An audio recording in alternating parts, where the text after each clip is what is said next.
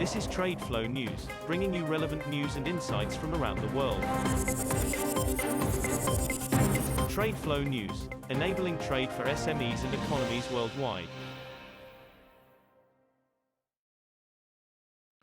These are some of the key topics that we will be looking into in today's program.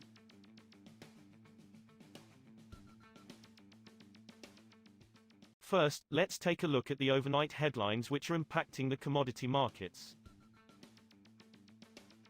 The United States said on Tuesday it would release millions of barrels of oil from strategic reserves in coordination with China, India, South Korea, Japan and Britain to cool prices after OPEC Plus producers repeatedly ignored calls for more crude.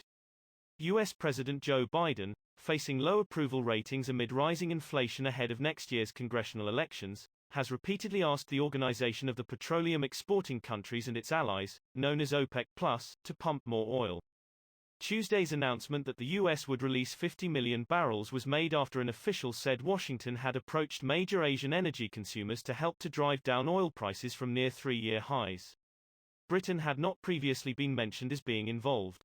The United Arab Emirates energy minister said on Tuesday he saw no logic in the Gulf OPEC producer supplying more oil to global markets when all indicators pointed to a supply surplus in the first quarter of next year.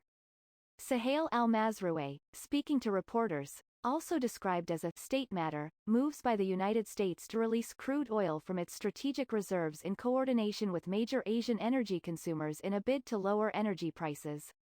We are looking at all technical data and all of them are suggesting we are having a surplus in the first quarter, so there is no logic of increasing our contribution, he said, adding there should also be no supply worries in the second quarter.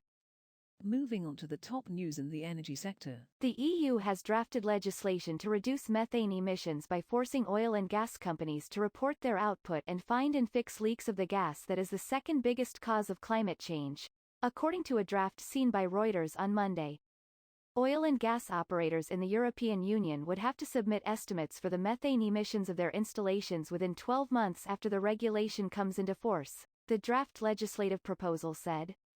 The European Commission is due to present the draft in December and it is still subject to change. Oil prices steadied near $80 a barrel on Tuesday after the United States announced plans to release up to 50 million barrels of oil from its reserves to cool the market.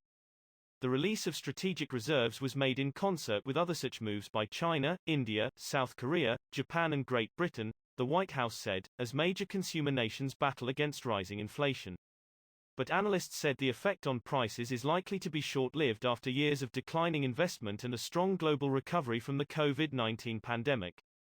Next, we have the top news in metal markets. Greenland said on Monday it has stripped a Chinese mining company of its license to an iron ore deposit near the capital Nuuk, dealing a blow to attempts by Chinese companies to gain a foothold on the resource-rich Arctic island.